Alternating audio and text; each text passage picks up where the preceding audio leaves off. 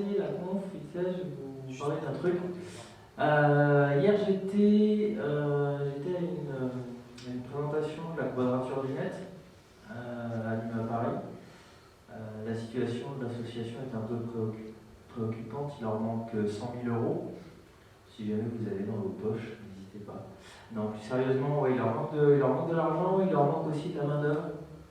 Si jamais vous avez envie de leur filer un coup de main, n'hésitez pas. Ils ont un channel IRC, ils ont une mailing list. Voilà, ils cherchent du monde, ils cherchent de l'argent. Si on ne peut pas leur donner l'un, on peut peut-être leur donner l'autre.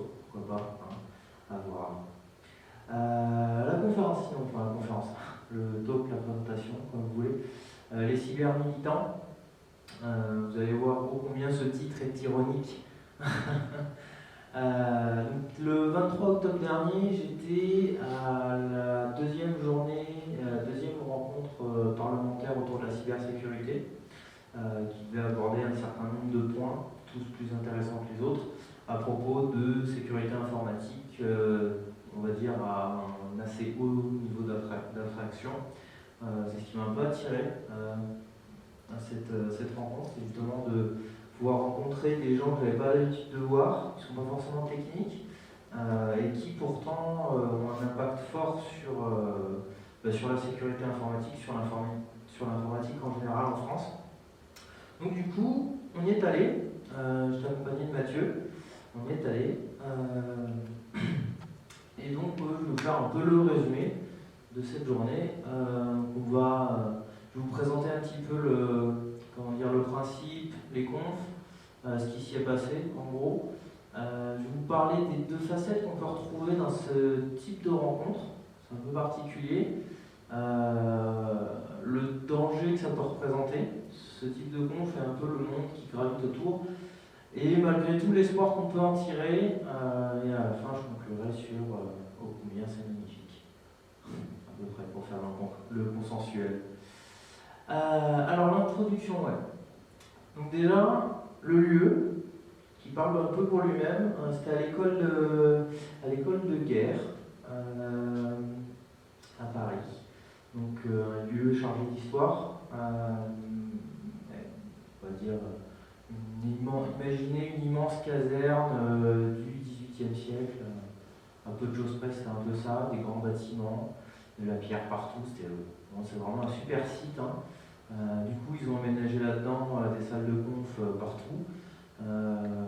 Et du coup, on était dans l'un des auditoriums. Fatalement, c'est une caserne quand même, donc des militaires partout. Déjà, ça pose un peu le décor. Je n'étais pas forcément habitué, on va dire.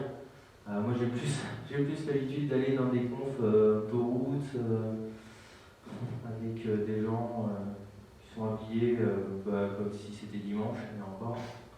Enfin, mon dimanche à moi où on reste tranquille sur le canapé, quoi. Rarement des costards, alors que là, il n'y avait que ça. Je suis arrivé, on m'a demandé ma carte d'identité, ça aussi c'était un peu la nouveauté. Bon, je m'y attendais un peu quand même, il ne faut pas délirer. Donc le costard cravate partout, tout le temps. Si c'est pas l'uniforme militaire, carrément, beaucoup d'officiers qui étaient présents, c'est un peu normal aussi. Donc moi j'étais un peu préparé, j'avais mis un petit pull, un petit truc bien, enfin, pas trop voyant, discret quoi. Ouais. L'idée c'était de se fondre dans la masse.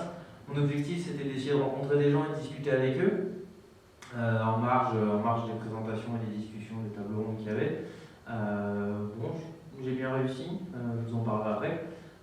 Et Mathieu est arrivé avec un t-shirt Metallica, les cheveux longs en mode YOLO. Ça s'est bien passé. Globalement, ça s'est bien passé. Je veux dire qu'il traversait la salle, tout le monde le regardait, c'était cool. Il y en a même qui comprenaient pas comment c'était possible que ce genre de personnage ait l'accès libre à ce genre de conférence. C'était des trucs entendus un petit peu en coin comme ça. Comme je le suivais, j'avais l'oreille qui traînait, bon, c'était pratique pour voir les réactions. Mais bon, voilà. Ce qu'on peut noter, c'est qu'il y avait des gens que j'ai reconnus.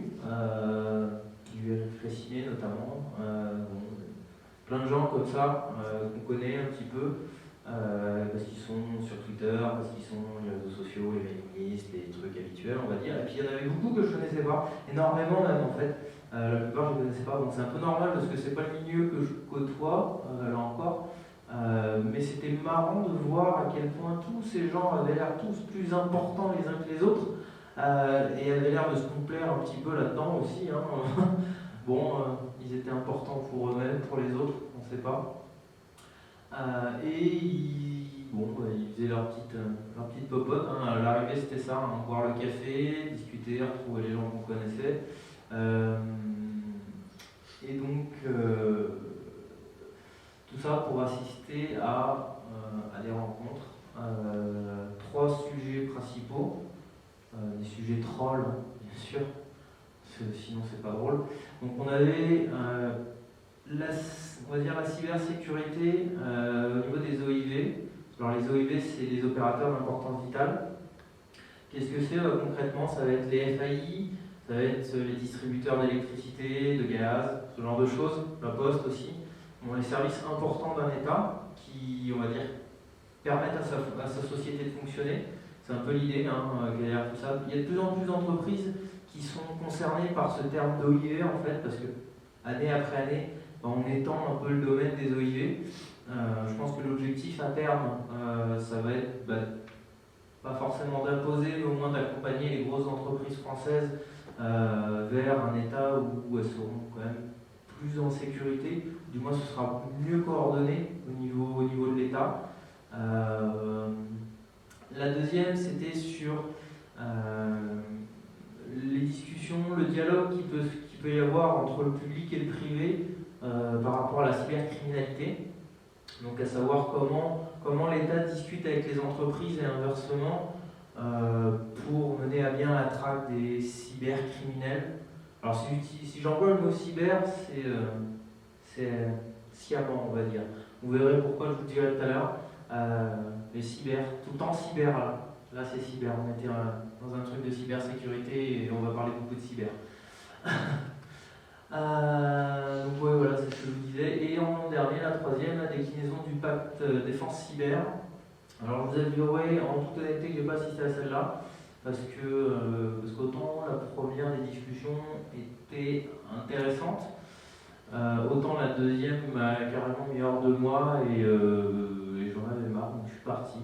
Avec Mathieu, on s'est lâchement enfui. Donc en gros, la cybersécurité des OIV, qu'est-ce qu'on peut en retenir après? C'est tout simplement qu'en 2014, on est toujours en train de se toucher le nombril pour savoir comment on sécurise une entreprise. En gros, très honnêtement, c'est ça. Ce qu'on peut en retirer, c'est l'ANSSI discute avec les entreprises discutent avec l'ANSSI, tout le monde ne parle pas le même discours. Et bon voilà, c'est un peu dommage de voir ça, de dire ah mince, ils en sont à ce point-là, quoi. Ils en sont à toujours avoir du mal à réellement se coordonner.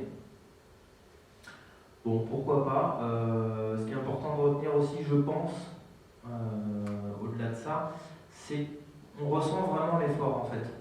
On ressent l'effort qu'il y a derrière, on ressent l'envie et des entreprises et de l'État à travers l'ANSSI à progresser et à mieux, on va dire, rendre la sécurité en France synthétique, on va dire. C'est-à-dire qu'il y a différentes manières de voir la sécurité, je pense. Il y a tout le monde dans son coin et au final tout le monde se fait poutrer parce qu'il n'y a pas de partage de compétences, il n'y a pas de partage de technologie, ce genre de choses. Et il y a la solution de dire bon, écoutez, on est quand même un seul et même pays. Théoriquement, on avance à peu près dans le même sens. L'État a besoin que ses entreprises soient prospères pour être lui-même prospère et inversement. Vous ne verrez jamais une entreprise de la taille d'Orange, par exemple, présente dans un pays comme le Bénin, le Togo. Je prends l'Afrique comme ça, mais c'est valable pour plein d'autres pays dans le monde. Il faut un État solide, prospère, pour réussir à avoir des grosses entreprises. La sécurité informatique, c'est devenu un enjeu. Il y a des milliards d'euros qui sont perdus chaque année dans le monde à cause des problèmes de sécurité. D'ailleurs, c'est même pas forcément qu'en termes de problèmes de sécurité que ça chiffre, c'est aussi en termes de réputation des entreprises. Fatalement, vous n'allez pas donner vos informations confidentielles à une entreprise qui vient de se faire voler X millions de login mot de passe. Fatalement, voilà. Donc tout ça, c'est des sujets de réflexion qui sont vastes et qui nécessitent une réponse urgente, j'ai envie de dire. C'est-à-dire quand on voit tout ça, on se dit non, il faut vraiment que ça avance, quoi. Et tous ces gens qui étaient là, c'était des décisionnaires, comme ça un peu qu'on peut les appeler. C'est-à-dire que c'était des gens qui avaient le pouvoir. Ils avaient le pouvoir de dire bah, demain ce sera comme ça. Pas au niveau forcément de la population de l'État, mais au niveau des entreprises. C'est-à-dire que si ces gens-là, tous ensemble, ils se disent demain, on met en place telle politique de sécurité, ben demain, telle politique de sécurité est en place. C'est bien, et c'est pas forcément très bien. Pourquoi? Parce qu'au final, ces gens parlent un espèce de jargon un peu bizarre, qu'on ne veut pas appeler sécurité. Je pense que c'est pour ça qu'ils l'ont appelé cybersécurité. Mais on ne peut pas appeler ça de la sécurité parce que ces gens ne sont pas techniques. C'est pas forcément leur rôle, il faut bien leur accorder. Au final, ils n'ont pas forcément le temps de faire de la technique, parce que ils ont vraiment des milliers de choses à gérer. Il y avait, c'était que des DSI, il y avait le DSI de la Poste, il y avait, bon, voilà. Mais quand même, on se dit, mince, il y a un moment, il y a un problème de dialogue, il y a un problème de discussion entre ces gens-là qui décident et entre ceux qui appliquent. Ça, c'est un point fondamental. Ça n'a pas été soulevé et c'est dommage. J'ai essayé de le faire passer. Il y a même un fil Twitter. J'ai essayé de poser une question. La question n'est pas passée. J'ai pas dû comprendre bien l'objet de ce fil Twitter. Mais ouais, non, vraiment le truc c'était pourquoi est-ce qu'à un moment ils n'essayent pas de discuter un peu plus avec des gens qui connaissent la technique et qui sont capables de dire que face à tel problème d'envergure, on a aussi des réponses. Il n'y a pas que des réponses organisationnelles à apporter, il y a aussi des réponses techniques. Je prends un exemple, on va dire, flagrant et commun, le DDoS par exemple. Pour moi, le DDoS, c'est un énorme problème qui est pris en compte même à leur niveau. Hein. Il y a du chantage, bon, tout ça. Même au niveau des décisionnaires, ils savent ce que c'est. Hein. Vous leur dites DDoS, ils savent très bien ce que c'est. Et ils savent que c'est un problème. Le truc, c'est que ce problème-là, le DDoS, ben, ça ne peut pas se régler de manière organisationnelle. Vous n'allez pas pouvoir dire, on va mettre en place tel type de process pour... Non, là, c'est une réponse technique qu'il faut apporter. Et c'est valable pour plein de choses. C'est-à-dire pour plein de choses, si ils avaient la possibilité de discuter réellement avec des gens qui sont vraiment techniques, des gens qui innovent dans la technique aussi, des pirates bien roots, bah, ils pourraient plus facilement trouver des solutions adaptées. Donc c'est un peu ça le constat, c'est un peu en demi-teinte. D'un côté on voit, ouais, ok, cool, ils ont vraiment la volonté de faire quelque chose, et d'un autre côté on se dit mince, il manque quelque chose, il y a un truc qui cloche, quoi. Ils parlent pas le même discours, eux c'est cyber et process, et puis de l'autre côté bah, c'est plus technique, quoi. Donc c'est en demi-teinte. On se dit non, il faut vraiment trouver un moyen de faire communiquer les gens, quoi. Donc ça s'est terminé là-dessus. J'étais plutôt content d'être venu suite à cette discussion parce que j'ai appris des choses aussi, j'ai appris la façon dont fonctionnaient ces gens-là. Parce que très honnêtement, moi je vous dis oui, il faut qu'ils dialoguent, oui. Sauf que moi non plus je ne sais pas dialoguer avec ces gens-là, par exemple. C'est-à-dire que si jamais ils viennent me voir un jour et qu'ils commencent à m'expliquer un peu ce qu'ils font et pourquoi ils font, bah, je vais les regarder, je ne vais pas savoir quoi leur dire. Et c'est dommage parce qu'au final, par rapport à plein de leurs problématiques, si on réussissait à vraiment discuter ensemble, bah, on pourrait trouver des trucs, quoi. Donc bon voilà, on a fini ça là-dessus. On en a profité, donc là ouais, c'est un peu la première partie. Juste avant ça, il y avait des stands, ça c'était marrant. Il y avait des stands, il y avait le stand de la DGA, donc la Direction Générale des Armées, si je dis pas de bêtises, qui présentait, notamment, et ça j'ai trouvé ça vraiment super intéressant, en fait ils avaient une petite maquette, il y avait un Charles Leclerc miniature, et avec une plaquette de système SCADA qui servait à piloter les servomoteurs de la maquette, donc entre guillemets la réplique d'un vrai Charles Leclerc. Et alors tout de suite, quand j'ai vu cette maquette, j'ai foncé dessus, je me suis dit qu'est-ce que c'est que tout ça. Et là, le mec me disait, oui, voilà, c'est pour montrer la faillibilité des systèmes SCADA. Et je lui dis, ouais, il y a des systèmes SCADA dans les Charles Leclerc. Il me dit, oui. En gros, alors c'est peut-être pas SCADA vraiment, mais au moins il y a ce type de système-là qui sont tirés de l'industrie et qui sont faillibles. On a discuté avec la personne, j'ai discuté quelques minutes de justement l'attaque de la centrale de Natanz en Iran, justement où ça a été la première grosse preuve de la faillibilité des systèmes SCADA et de leur impact potentiel. En gros, l'idée était de dire que tous les systèmes industriels sont faillibles et que c'est un énorme problème pour l'industrie, mais pas que pour l'industrie, pour tout le monde en fait c'est un énorme problème. Parce que là, autant la centrale de Natanz, ça touchait des centrifugeuses, le risque potentiel est quand même relativement faible, entre guillemets. Ceci dit, on touche quand même au cœur d'une installation nucléaire. Qui sait ce qui pourrait se passer si jamais c'était allé plus loin, si jamais ça avait touché directement au cœur du réacteur, etc. Bon, et là c'était pareil, hein, il me disait, voilà, c'est simple. Imaginons le scénario suivant, hein, je le cite, enfin je le paraphrase. Imaginons le scénario suivant, vous avez votre Charles Leclerc qui part en maintenance, et il y a un technicien, pour une raison X ou Y, à des fins de maintenance, il met sa clé de maintenance, sa clé USB, hein, sa clé USB de maintenance dans le système, parce que c'est possible, et il se trouve que cette clé est verrouillée, pour X raisons. Cette clé est verrouillée, et en fait, elle change un seul truc dans le système SCADA, elle change un bit. Un bit qui touche au système de visée du Charles Leclerc. Soit le mettre en panne, ou alors, ne serait-ce qu'un truc tout con, c'est ce qu'il me disait, vous avez le canon, et ce bit en fait décaler le canon de 5 degrés. 5 degrés, c'est ça, à l'échelle d'un canon. Hein, par contre, le truc, c'est qu'un Charles Leclerc, ça tire à 2 km. 5 degrés sur 2 km, vous loupez une cible.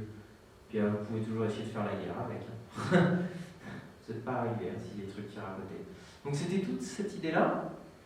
Et c'était super intéressant de discuter avec lui parce qu'on se rend compte que dans la tête de ces gens-là, et bien quelque part ils ont raison, hein, quelque part tant mieux pour nous, en permanence ils se disent et si on était en état de guerre? Et si jamais un jour le monde bascule, parce que ça peut arriver super vite, et qu'on est obligé de se retrouver à faire la guerre sur notre sol, dans notre propre pays. Effectivement, si jamais avant il y a des attaques informatiques de ce genre-là, on n'est pas dans la merde.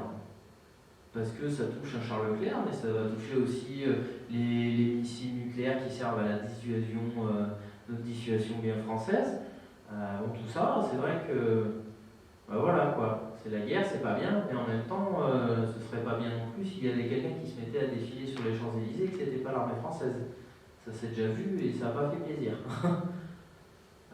Donc bon, on est plongé dans leur monde en fait quand on parle à ces gens-là. On est vraiment plongé dans leur monde de guerre. Et c'est vrai qu'on s'est dit, ouais non, heureusement qu'il y a des gens comme ça qui sont capables de penser sécurité informatique au niveau des systèmes d'armement. Déjà parce que nous, c'est quand même ce qui nous défend un peu. Et ensuite parce que, en plus, si jamais un jour il y a un Charles Leclerc pour une raison ou une autre qui commence à péter un plomb, qui commence à tirer à tout bout de champ en plein milieu d'une ville, c'est un peu dommage quand même, ça fait tâche. Enfin bref, c'est tout ce genre de considération, je schématise grossièrement, mais c'était un peu l'idée derrière tout ça, c'était vraiment très intéressant, et je le remercie d'ailleurs, je me rappelle plus de son nom, mais je le remercie. Et il y avait un autre stand, c'était le stand de la gendarmerie nationale, qui nous présentait tous ces systèmes liés, on va dire, à la recherche de preuves. Alors c'est pas vraiment du forensique qui nous a été présenté, mais c'est plutôt en fait, il nous présentait un logiciel qui permettait de capter les données des mobiles pour savoir à quel endroit ils étaient. Alors je lui dis, mais oui, mais alors ça c'est quoi? C'est comme dans les experts, machin, c'est pour retrouver un suspect en temps réel? Il me dit non, on ne fait pas ça, notre cellule elle fait pas ça. Je dis ah bon, et vous en faites quoi de ces données mobiles? Il me dit c'est simple en fait. Ce qu'on fait, c'est quand il y a une enquête en cours, l'instruction est en cours, ils vont eux sur le terrain, ils vont essayer de trouver des preuves du passage de la personne recherchée, par exemple. Imaginez un criminel qui se déplace, criminel supposé, présomption d'innocence, tout ça, Imaginez qu'il se déplace, on sait qu'il est passé à peu près dans telle zone, mais on voudrait avoir les horaires précis, le chemin à peu près précis, pour pouvoir prouver quelque chose. Bon, ils vont sur le terrain avec leur PC et leur téléphone spécifique. À noter d'ailleurs que tout téléphone et tout PC classique peuvent faire ça, il n'y a pas des trucs super. Et du coup, ils récupèrent les données mobiles sur le terrain, auprès des antennes, auprès de ce genre de choses, et ils peuvent définir par où est passée la personne. Je me suis dit, ah ouais, c'est pas mal quand même ce qu'ils ont comme système. Ça veut dire que même a posteriori, on ne leur échappe pas en fait. Alors il me dit, bon, il y a quand même une marge de précision, mais en gros c'était l'idée. Et il y avait un deuxième truc qui présentait, alors celui-là je trouvais encore plus fou, autant en dangerosité potentielle que en technique mise en avant. En fait l'idée c'était quoi? C'était de dire, admettons que dans telle rue, à tel moment, il y a eu tel incident. Et que on lance un appel à un témoin, on dit aux gens, envoyez-nous toutes les photos que vous avez si vous êtes passé par là à ce moment-là. Donc par exemple, je sais pas, des touristes qui prennent en photo devant la tour Eiffel ou devant une statue, bon, bref. C'est à peu près dans le secteur. Et du coup, ils envoient tout ça. Ils rentrent tout ça dans toutes ces photos, toutes ces données, ils les rentrent dans un logiciel. Et le logiciel, lui, il va faire la reconnaissance de visage, la reconnaissance de forme pour une voiture, par exemple. Il va analyser les données de l'image, donc la position géographique exacte, l'heure, etc., etc. Et avec tout ça, ils vont pouvoir retracer le chemin d'un suspect de la même manière, comme s'ils étaient dans Google Maps, en fait.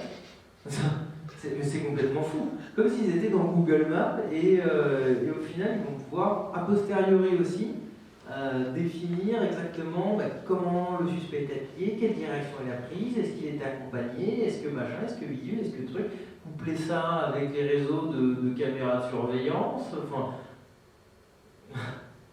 voilà. ça me fait penser à un livre, mais fatalement, c'était impressionnant, et le mec, il était très sérieux, là, alors c'était un gendarme aussi, il était très sérieux, et machin, et ça fait comme ci, comme ça, le truc, bidule. Ouais, c'est gentil, mais bon, moi je suis sur la photo là, j'ai pas forcément envie d'être assimilé à toute cette histoire. Bon, voilà, c'est des trucs comme ça où on se dit, ils sont tous contents de faire ça. C'est ça aussi qui est marrant quand je suis allé là-bas, c'est que la gendarmerie présenterait la même chose à passage en Seine, ce genre de truc, mais ils se feraient jeter des cailloux. Juste des cailloux, quoi. Ils se feraient sortir de la salle instantanément. Et là, non, c'est très bien. Mais c'est très bien la sécurité de l'État français, la cybersécurité, le crime, tout ça, bon, tous en costard, machin. Les pédopornographes. Ouais, voilà, les pédopornographes, ouais, non, mais. On se dit, ils sont dans un autre monde en fait, c'est pas le monde que j'ai l'habitude de fréquenter. Alors bon, fatalement, tu te fais tout petit, tu poses des questions et tu essayes de rester discret parce que c'est pas ton monde et tu découvres, mais tu te dis, non, ils sont sur une autre planète ces gens, c'est fou quoi. C'est impressionnant. Bref, et donc du coup, bon, on a terminé un peu là-dessus, de ce visite des stands. On est passé à d'autres stands, mais là c'était une autre facette de ce milieu-là, à savoir qu'en gros, il y avait et les vendeurs de solutions antivirus, et les vendeurs de solutions ceci, et les vendeurs de solutions cela, où en fait, eux, ils venaient dire hey, regardez, on fait de la cybersécurité et tout, machin, achetez. Bon, c'était un peu ça, hein, ils venaient là pour vendre leur truc, et puis pour eux, au contraire, il y en avait même un, ils faisaient flipper le truc, hein, ils te résumaient les attaques, les menaces et tout, ils te disaient, donc là, regarde, dirigeants d'entreprise, décisionnaires, aient peur, prends conscience de tes faiblesses, tu dois avoir peur, tu ne dois pas dormir la nuit à cause de ça. Il y avait des trucs antiques, effrayants, hein, c'était effrayant le truc. Hein. Et tout ça pour te vendre quoi? Un logiciel qui aidait les managers à faire de la gestion et du risque. Waouh quoi. La gestion et du risque. Alors il en faut, hein, c'est bien.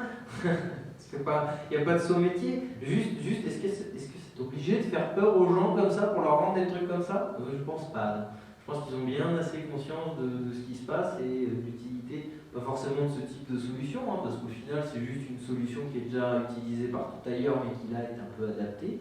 Bon, c'est des questions comme ça, on dit un peu. Voilà. J'ai remarqué un truc aussi, hein, dès que tu as un costard-cravate là-bas, entre eux ils se servent le café et tout. Toi t'arrives avec ton gobelet, tu vois, puis ils disent je peux en avoir. Et en fait ils te posent le truc et ils te disent non, t'es gros, démerde-toi. Pas de costard-cravate, tu te connais pas. Bref, bon, c'est un peu schématisé, mais c'est un peu ça l'idée. Tu fais pas partie de leur monde. Ils le repèrent, hein. Ils le repèrent parce qu'il faut savoir que dans des trucs comme ça, il y a et des décisionnaires, mais il y a aussi tout le reste à côté qui essayent de vendre leurs services, qui essayent de vendre leur logiciel, leur machin, leur truc, leur ville, il y en avait. Bref, donc voilà, c'est un peu sur ça qu'on a fait une petite pause avec Mathieu. C'était la pause repas de mémoire. Et après on est revenu. Donc pareil, carte d'identité, tout le tralala, mais bon, maintenant c'est bon, on était rodés. Et on est allé voir le dialogue public-privé. Le dialogue public-privé. Alors là, attention, il y a du cyber à tous les coins. Ça fait peur. Mais là, franchement, ça fait vraiment peur. Il y avait la commissaire divisionnaire, alors je sais pas quel truc de machin de la police judiciaire, je me souviens plus exactement de son titre un peu pompeux, et qui s'occupait de la cybercriminalité pour la police judiciaire. Déjà rien que ça sentait pas bon. Il y avait aussi une magistrate qui était chargée auprès de l'Union européenne de je ne sais pas trop quoi autour de la cybercriminalité. Apparemment, c'était par rapport au texte de loi qui doivent encadrer la lutte contre la cybercriminalité. Bon, ça, c'était aussi de toute beauté. On avait la députée Laure de la Rodière qui animait la table ronde, et je vous avoue que c'est un peu pour ça que je m'étais dit, ouais, ça va être génial quand même. Laure de la Rodière, pour ceux qui ne connaissent pas forcément, c'est quand même une députée qui est assez progressiste sur la conception d'Internet, sur la façon dont tout le monde d'Internet interagit, la façon dont ça fonctionne. Ouais, c'est vraiment quelqu'un qui est potentiellement intéressant au niveau législatif. Il y en a d'autres, mais c'est vrai qu'elle a un petit bonus, par rapport à tout ça. Donc je me suis dit, ouais, ça va être cool. On va avancer, on va entendre des choses intéressantes. Oui, mais non. non, on n'a rien entendu d'intéressant. C'était même décevant, navrant, pardon. C'était navrant. Parce que là, c'était. En fait, ils se complaisaient dans leur incompétence, les uns les autres. Et du cyber, et du machin, et du truc, ça on en a entendu. Hein. En gros, il y avait un type de Microsoft qui disait qu'ils étaient contents d'aider la police nationale française à traquer les cybercriminels. On n'a jamais réussi à avoir une définition du cybercriminel. Hein. Qu'est-ce qu'un cybercriminel ? Alors si on prend les textes de loi aujourd'hui, le cybercriminel, c'est toi et tous les autres. Tout le monde en fait. Vous êtes tous des cybercriminels, tous autant que vous êtes. Cherchez pas. Par défaut, vous êtes des cybercriminels. Et là, ça devient un peu problématique quand même. Tu me dis sur le temps. Vas-y. Et donc voilà, vous êtes tous des cybercriminels et potentiellement on fait ce qu'on veut avec vos données et potentiellement on vous emmerde, voilà, parce que nous on est l'État, voilà. Et puis c'est tout. Et les entreprises comme Microsoft, mais comme tant d'autres, hein, c'est juste que là il y avait un titre de Microsoft, et ben ces entreprises-là sont bien gentilles de coopérer. Voilà, merci, on vous remercie, vous coopérez. Alors c'est pas forcément que vous donniez les données de vos clients, hein, mais c'est même le partage technologique. Hein, amenez vos technologies pour la France. Voilà, c'est bien. Traquons nos citoyens dans la joie et la bonne humeur, et sous le couvert de la loi, bien sûr, parce que la loi est votée, elle a toujours voté la loi, en permanence. Et donc voilà, on a écouté ces gens-là parler. Moi, la pression montait petit à petit. Au début, pendant la première conf, j'ai réussi à faire passer quelques tweets en essayant de poser des questions. J'ai pas eu de réponse, mais bon, il y en a quelques-uns qui sont passés. Hein, j'étais tout content. Voilà, et c'était très intéressant, très pertinent d'ailleurs, à savoir j'ai dit en gros que il y avait un type avec un costume de mécanique de AK Mathieu, et voilà, ils ont passé ce tweet. Je sais pas pourquoi. Je sais pas ce qu'il apportait réellement au débat, ce tweet, mais bon, ça m'a fait marrer, j'ai vu mon compte Twitter, c'était cool. Et alors là, j'ai essayé de poser des questions, j'ai essayé de m'insurger un petit peu contre tout ça. Merde, quoi. On parle de moi, on parle des citoyens. Et alors là, oui, silence radio. Hein. Rien qui est passé. Et de toute façon, les gens qui intervenaient ne regardaient pas le clip. Tout le monde s'en branlait joyeusement. Et tout le monde déblatérait son lot de conneries. Hein. Si on a eu. Je les ai pas toutes mémorisées comme ça parce que j'évite. Mais en gros, voilà. Si j'ai bien retenu et si on peut, si on peut compacter ça en une phrase, en gros, il faudrait, pour lutter contre le cybercrime et les cyberterroristes, alors il faudrait des cybertribunaux avec des cybermagistrats et patati et patata. Cyber, là aussi, toutes les sauces. Et ces gens-là n'y comprenaient rien. Et en fait, ceux-là, il n'y a même pas, la différence des décisionnaires de la première partie, ces gens-là, il n'y a même pas à dialoguer avec eux en fait. Ils sont tellement, on sent qu'ils sont obtus et fermés. Ces gens-là, en fait, il faut juste les virer. Hein, c'est des hauts fonctionnaires, ils sont au service de l'État, ils sont au service du peuple. On les vire et on met des gens compétents à la place. Ce sera bien mieux. Bref. Voilà. C'est un peu l'idée. Surtout que c'est vos impôts qui payaient leur salaire faramineux. La déclinaison du pacte défense cyber, de ce que j'en ai compris, c'était un peu dans le même tonneau. J'y ai pas assisté. Donc voilà, je ne pourrais pas vous en parler plus que ça. En gros, de ce que j'en ai compris, parce que j'ai un peu regardé quand même ce qui s'était dit, l'idée c'était de faire un point sur les évolutions donc, du pacte défense cyber, qui est un truc mis en place en ce moment par l'État, justement par rapport aux OIV et tout. Et donc se discuter de ça. Honnêtement, je n'en parlerai pas plus pour pas dire bêtise. Donc les deux facettes qu'on peut retenir de toutes ces discussions et de tout ce blabla monstrueux, c'est qu'il y avait des décisionnaires et des cyber-experts.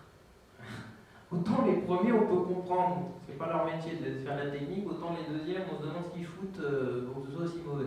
En fait, en gros, ces gens-là font un peu du clientélisme, ils sont là pour faire les réseaux, ils vendent leurs trucs, et s'ils sont obligés de parler de cyber ceci et cyber cela parce que ça fait vendre, ils le font. Et sans même penser au reste. Donc voilà, le cyber ça fait vendre, on est dans la merde, jusqu'à ce qu'on trouve un truc un peu plus vendeur et un peu moins con. Mais bon voilà, le cyber ça fait vendre. Ça fait peur surtout cyber. Je pense que c'est surtout ça, cyber. Mais je pense que il y a aussi toute la filmographie derrière en fait. Hein, tous ces films on disait cybernétique, cyberguerre, cyber machin, un truc. Ça fait peur le cyber. Vous mettez cyber avec n'importe quel mot derrière, il faut flipper tout le monde. C'est magique. Donc il y avait ces deux facettes-là bien distinctes. Hein, bien distinctes, c'était vraiment impressionnant. Vous voyez, on les repérait d'ailleurs dans la salle. En général, les plus vieux avec les costards bien mis, c'était les décisionnaires. Et les militaires, pareil, c'était souvent des décisionnaires. Et les autres qui étaient en plus jeunes, en petits costards et tout, un peu jeunes, là, eux c'était des cyber-experts. Voilà. Bon, il n'y avait pas que du mauvais grain là-dedans, hein, bien sûr. Hein. Mais bon, ça pose quelques questions quand même. Voilà le danger pour eux. Je pense qu'ils s'en sont arrêtés à peu près à cette époque-là. Ça doit être les années 60-70, un truc comme ça. Voilà. Comme tu te choques, je lance. Voilà. C'est un peu, dans leur idée, c'est un peu ça. Vous leur demandez qu'est-ce que c'est qu'un cybercriminel. Mon Dieu, une bête horrible. Voilà. On en est là en France en 2014, quoi. Une vision passéiste de la sécurité informatique un petit peu. En retard. Et en retard pas sur les bons points en fait. C'est-à-dire qu'ils avancent dans une direction, on a un peu l'impression qu'ils avancent un peu sur le mauvais chemin. Voilà. Pour eux, vu qu'ils n'y arrivent pas en plus à faire de la cybersécurité, parce que du coup c'est compliqué hein, quand on n'a pas le bon but, c'est compliqué d'arriver aux bonnes fins.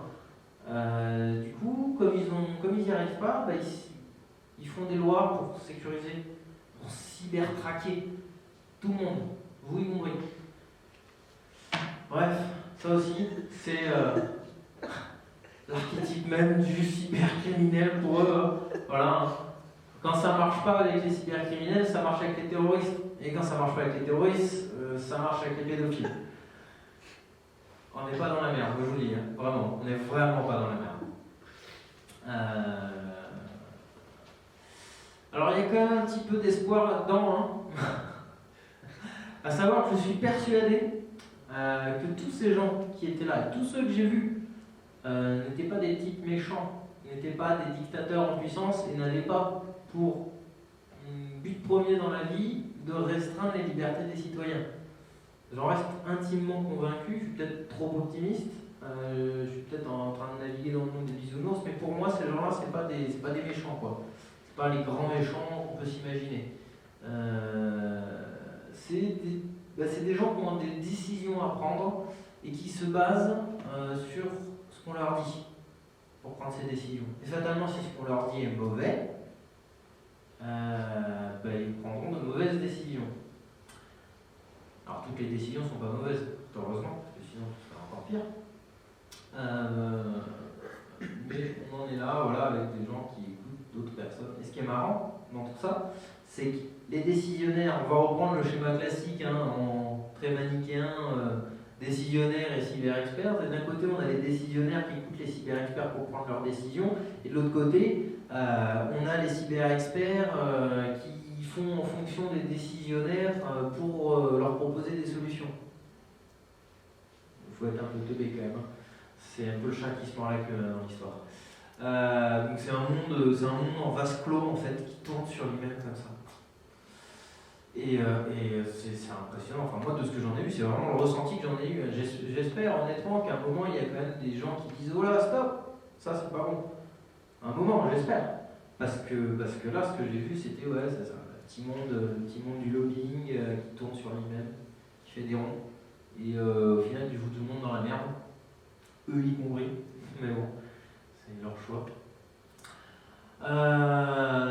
En conclusion, parce que j'arrive à peu près au temps que je m'étais fixé. En conclusion, il nous faut du dialogue, ça c'est important, beaucoup de dialogue. C'est un peu la responsabilité de ceux qui font des études maintenant de penser dans leur tête, bon, je vais être peut-être dans une grosse entreprise plus tard, mais que ça ne m'empêche pas à un moment d'essayer de trouver une solution pour instaurer du dialogue avec les gens qui prennent les décisions pour moi.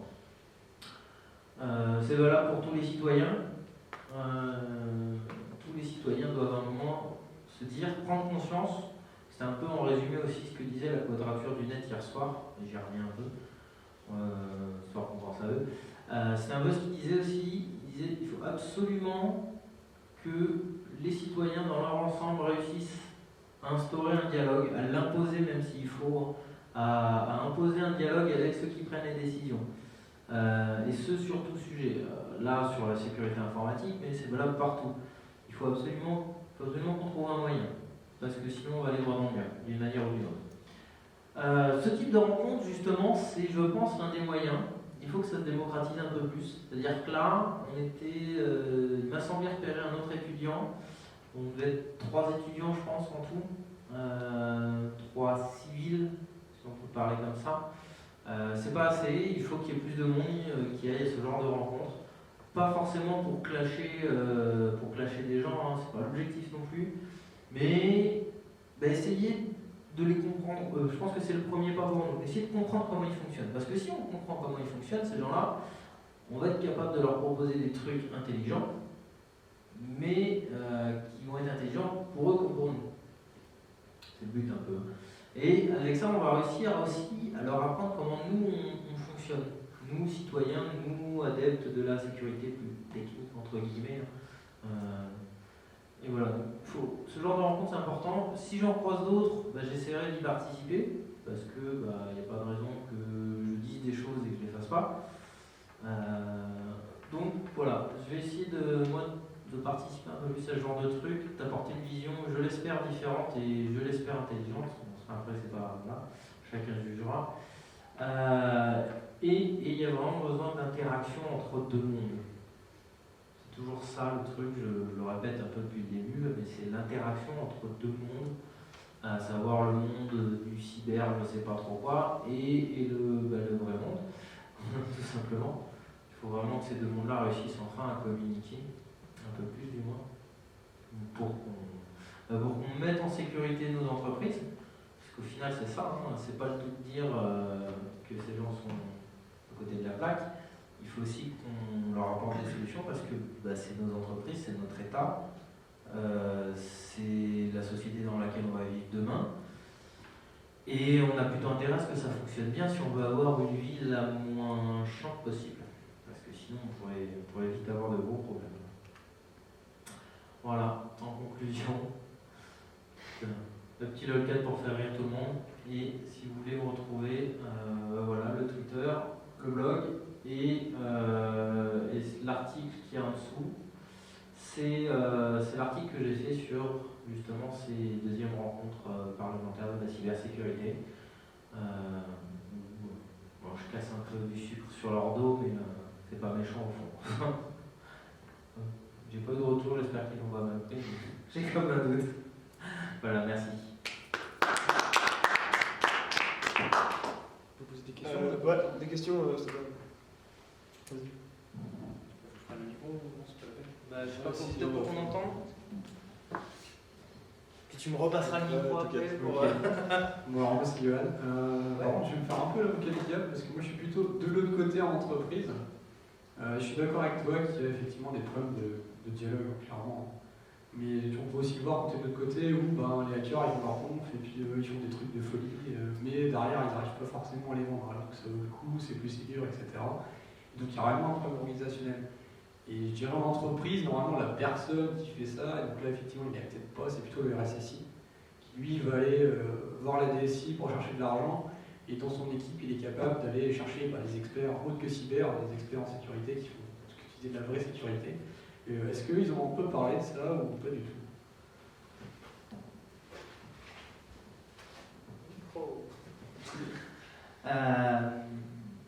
Alors la réflexion est intéressante, je me suis fait la même. Je me suis dit, mais comment ça se fait que moi, dans mon entreprise, visiblement tout se passe bien parce que ça réussit à remonter, les informations et les idées réussissent à remonter le long de la chaîne jusqu'aux gens qui prennent les décisions. Et comment ça se fait que visiblement les gens qui étaient à la table, dont un qui travaillait dans l'entreprise dans laquelle je travaille, comment ça se fait que ces gens-là, on a l'impression qu'ils sont sur une autre planète? J'ai pas forcément la réponse à cette question. Ce que je peux en dire, c'est qu'au niveau des entreprises, il ne faut pas non plus s'affoler, c'est pas la Bérésina. Il y a des choses qui sont mises en place. Très souvent, les entreprises ont vraiment conscience de leurs problèmes de sécurité et le mettre en place leur sécurité de manière indépendante, un peu dans leur coin souvent. Ça marche plutôt pas mal. Pourquoi? Parce que souvent, la sécurité va quand même partir du bas. Alors pas forcément de tout en bas, mais au moins du bas, de la base de cette pyramide qui constitue la sécurité informatique d'une entreprise, à savoir peut-être des managers ou des RSSI intermédiaires qui vont avoir un très bon niveau technique, ou du moins suffisamment pour être capable de réellement discuter avec leurs experts et de faire une veille technologique permanente sur les risques de sécurité. Et dans ce cas-là, ça se met de manière logique, ça se met en place. C'est vrai que par défaut, maintenant, toutes les grosses entreprises ou toutes les moyennes entreprises ont un périmètre de sécurité, elles ont les moyens de suivre, de suivre les attaques, de mettre en place les patchs, etc. Mais toute une série de process. Et le truc, c'est que fatalement, ça ne remonte pas forcément tout en haut. On va pas forcément mettre dans le rapport. Alors voilà, on a mis en place un firewall, blablabla, parce que le mec tout le temps il s'en fout. Et je pense qu'il y a un moment, il y a une cassure qui se fait. Alors j'ai commencé à repérer un truc dans la boîte où je travaille, à savoir qu'en fait, le rapport d'activité, classique, de la base, remonte les échelons et qu'à chaque échelon il est simplifié pour l'échelon du dessus. Et donc ça fait une sorte de jeu de téléphone arabe. Alors je me dis, est-ce que le problème ne viendrait pas de là? Est-ce qu'à un moment il n'y aurait pas une déformation et est-ce qu'à un moment là-dessus qui discute avec les décisionnaires tape pas forcément mis à la bonne porte? Je sais pas. après c'est juste la conférence à laquelle tu n'as pas assisté. Est-ce que ils ont parlé de la cyberdéfense citoyenne? Tu parlais beaucoup du citoyen, et effectivement, pour moi, c'est à l'heure actuelle la seule option qu'on a si on veut s'impliquer, des indépendants, des entreprises dans la défense, des petites gens, entre guillemets, même si on est peut-être dans notre métier expert, si on veut y aller en tant que citoyen et pas avec, sur notre temps libre, par exemple, ou pas, je suis qui était à l'entreprise, d'avoir une réflexion en disant, voilà, ok, c'est bien de faire des trucs cyber, mais je vais penser à la vie privée, ce genre de choses-là, comme fait la Fondation du Net, mais avec ton avis et surtout ton expert professionnel, où tu pourrais donner des solutions particulières, si jamais de l'armée qui sont des trucs il y a peut-être 40 ans, je sais pas.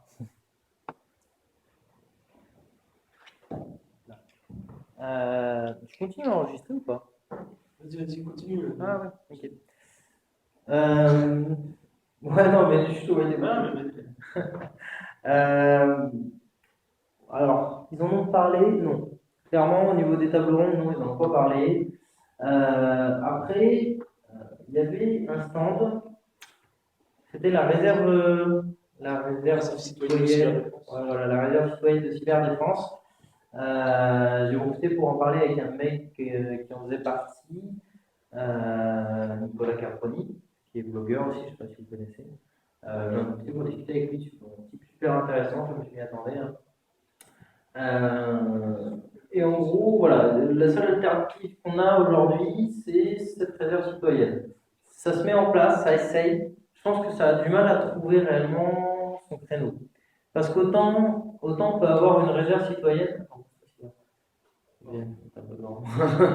Autant on peut avoir une réserve opérationnelle dans l'armée, la gendarmerie, parce que au final, avec un peu de formation et quelques trucs de temps en temps, on peut tout à fait prêter main forte aux gendarmes sur des événements, à l'armée en cas d'invasion de chinois ou que sais-je. Oh, c'est raciste. C'est ça. Non mais c'est ça l'idée d'une réserve citoyenne, c'est de dire si à un instant T on est envahi, alors à un moment c'était par les Russes, et puis après c'était par les Chinois, puis après on savait plus trop, peut-être les terroristes, on ne savait pas trop. Bref, l'idée de toute cette réserve, c'est de dire si un jour on subit une énorme attaque, au moins on aura des millions d'hommes à mobiliser pour aller se battre. Le truc, c'est qu'en sécurité informatique, c'est plus compliqué. Pas forcément parce qu'il n'y a pas de gens compétents, au contraire, il y en a plein, et il y a plein de gens qui auraient envie de s'investir là-dedans. Bon, pas autant que pour l'armée ou ce genre de choses, c'est pas la même chose, mais il y en a quand même beaucoup et qui permettraient tout à fait d'aider la France en cas de problème. Le souci étant plutôt que dans les entreprises, c'est une infrastructure particulière, c'est une manière de voir les choses particulière, et que de l'avis de toutes les personnes qui travaillent un peu en relation avec les ressources humaines que j'ai pu croiser, on considère qu'il faut entre 6 mois et 1 an un nouvel employé pour maîtriser correctement son SI. Donc fatalement, on peut se dire, si à un instant T, si le mec il lui faut 6 mois, 1 an pour réussir à filer un coup de main effectivement dans les entreprises, on n'est pas dans la merde. Surtout que c'est compliqué pour les entreprises parce qu'il y a aussi des lois par-dessus, c'est-à-dire qu'on ne va pas pouvoir laisser, même en cas d'attaque monstrueuse, d'effondrement d'un SI pour une entreprise vitale et tout, on ne va pas pouvoir laisser un type rentrer comme ça juste parce qu'il fait partie de la réserve lui donner accès à toutes les bases de données et lui donner des accès élevés qui vont lui permettre de faire son travail. Parce que dedans il y a des données clients et puis la loi dit que les données clients c'est important et qu'on ne peut pas faire n'importe quoi avec. Donc, bref, il y a tout ce genre de problématiques qui, à mon avis, posent problème. Des bonnes volontés, il y en a, et il y a aussi des besoins potentiels ou réels actuellement. Comment réussir à faire la fusion des deux, c'est compliqué. Eux-mêmes, on sent quand même qu'ils essayent, ils réussissent à faire des choses, notamment, principalement en termes de conseils. Ça va être beaucoup du conseil aux entreprises. À première vue, de ce que j'en ai parlé, je ne connais pas sur le bout des doigts non plus, mais voilà, ça va être un peu ça. Et je pense qu'il y a encore des choses à améliorer. Après, eux, ils ont au moins le mérite de faire ça. Je pense que voilà. Ça répond à ta question? Hein? On aurait pu enregistrer. T'as plus de... Après, j'ai plus de place. Moi, c'est Romuald. Ouais. Donc, je suis pas tout à fait d'accord sur tout ce que tu as dit ou dénigré sur l'armée, sur leur costume. Et puis après, ça, c'est une question de code dans l'armée. Juste pour revenir, par exemple, tu avais pris l'exemple des caméras dans la rue ou dans le métro, etc. Si on revient sur l'affaire qu'il y a eu en 2013, je crois, ou en début 2014, sur l'agresseur qui avait été à Libération et BFM ou autre bureau journaliste, qu'est-ce que tu ferais toi, à ta place, à leur place, si tu n'avais pas tous les besoins au niveau des caméras dans une ville comme Paris, si on n'a pas ce genre de système, on ne peut pas retrouver une personne dans une fourmilière comme ça.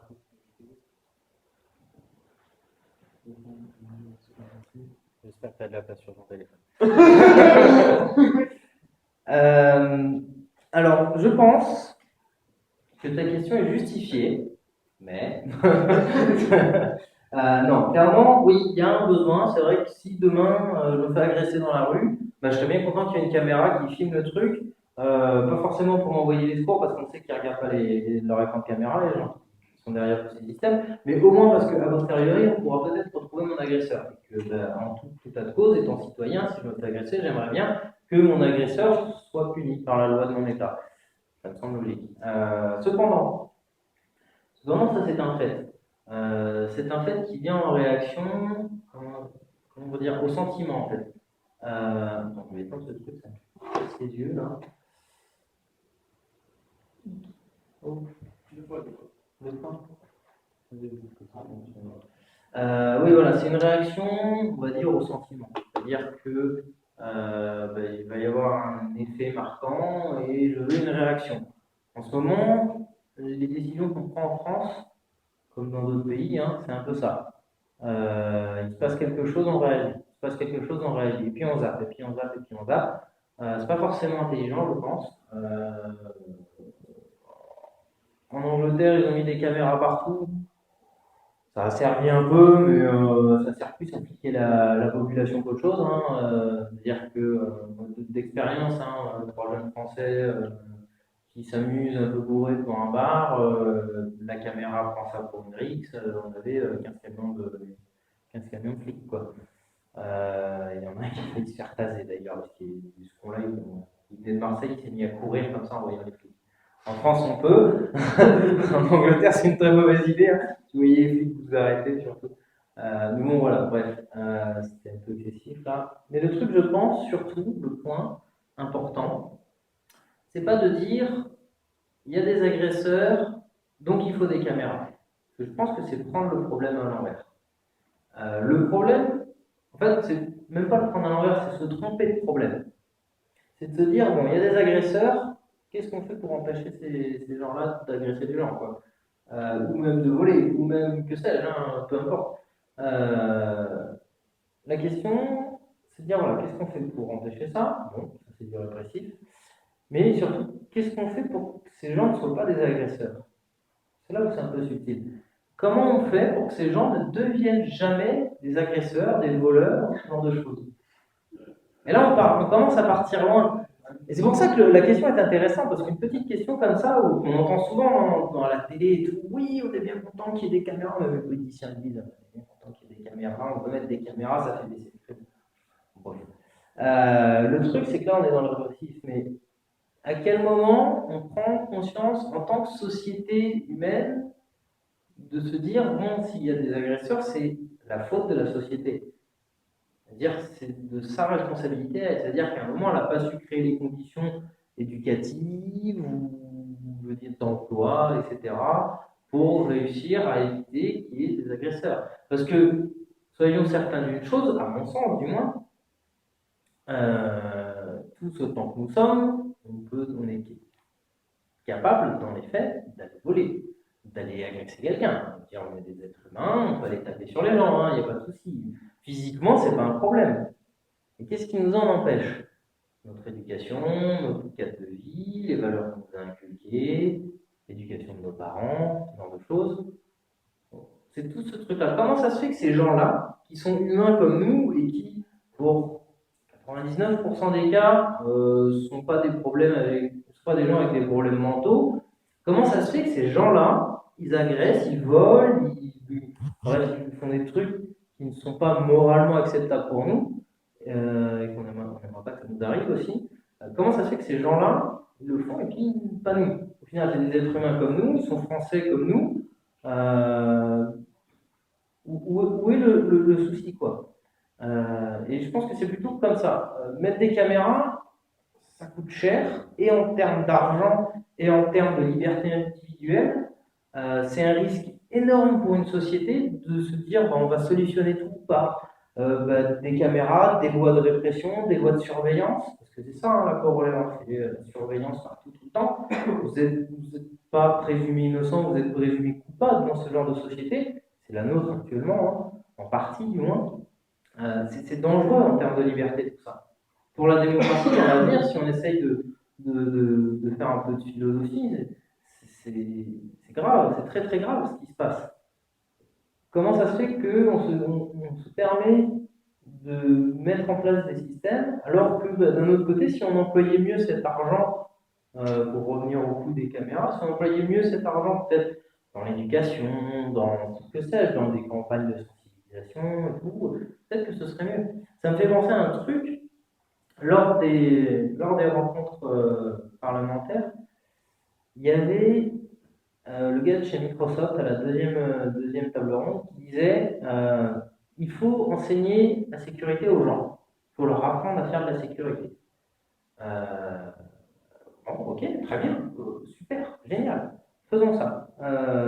Et le mec de dire voilà, on prévoit des spots de pub parce que bah, on sait que les longs discours ça marche pas, il faut que ça impressionne les gens, il faut taper dessus. La pub, vous voulez éduquer une population à quelque chose en faisant de la pub? Non, mais voilà quoi. C'est tout simplement, c'était délirant d'entendre ça, où en fait il fallait faire un bourrage de crâne à la population pour qu'elle se sécurise. Alors qu'il suffirait juste de l'éduquer, de mettre ça dans les programmes scolaires, etc. Ça ne marche pas, la pub, tu fais ça pour la sécurité routière, c'est pas pour le. Ouais, voilà. C'est extrêmement violent en France au final, parce que c'est réellement utile, c'est pas sûr. Non, mais c'est ça. C'était vraiment l'idée. Et puis pareil, pour les cigarettes aussi. Finalement, on fait de la pub et moi, perso, ça ne m'empêche pas de fumer. Hein. Ils pourront en faire autant qu'ils voudront. Donc voilà, l'idée, c'était vraiment de l'incompréhension, selon moi, de ce type qui était trop fier. Hein. Était là, la pub, la pub, la pub. Non, mais je pense qu'il se trompe gravement. Il faut éduquer la population et ça revient un peu à la réponse que j'apporte, qui est ma vision des choses, bien sûr, mais voilà, dire la répression en dernier recours, vraiment, tout dernier recours quand le reste a échoué. Mais avant, il y a tellement de solutions à explorer que voilà, bref. J'ai répondu à ta question? J'ai une autre question, ouais. Une question concernant la conclusion, même si vous êtes parti avant la dernière conférence, est-ce qu'ils ont parlé du fait d'échanger, de communiquer sur les différentes attaques ou les différentes solutions qu'ils pourraient apporter dans le secteur de la défense? Parce que, comme tu as cité tout à l'heure le blog de Nicolas Caprioni et Frédéric Rénal a cité aussi ça, ce problème-là, le fait de communiquer, comme tu as conclu dans le dernier édito du MIST. L'ANSSI garde tout pour eux, puis ils ont du mal à échanger leurs informations ou communiquer avec les différentes entreprises en France qui sont spécialisées dans la sécurité informatique. Est-ce qu'ils ont évoqué le sujet?